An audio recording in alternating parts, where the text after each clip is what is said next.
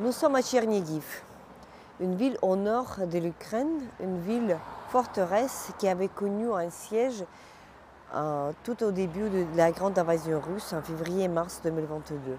Derrière moi, vous pouvez voir encore des maisons qui sont encore détruites, qui n'ont pas été reconstruites, et ceci 2 ans et demi après les événements.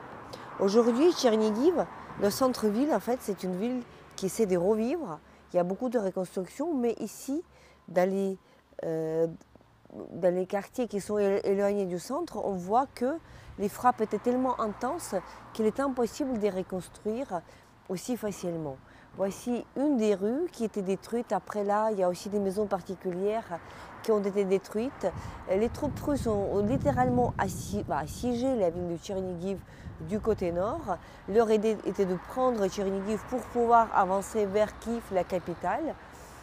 Mais grâce à la résistance acharnée des troupes ukrainiennes et de toute la société ukrainienne, ce n'était pas possible. Aujourd'hui, malheureusement, voilà, ça reste les traces, les cicatrices qui sont bien visibles dans cette ville qui est par ailleurs très belle.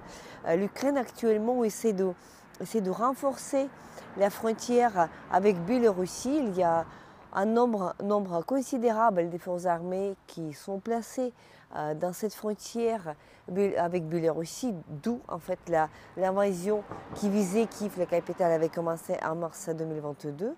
Et donc aujourd'hui, la ville de Tchernigiv essaie de se réinventer une nouvelle vie après le drame de l'invasion. Tchernigiv, nord de l'Ukraine.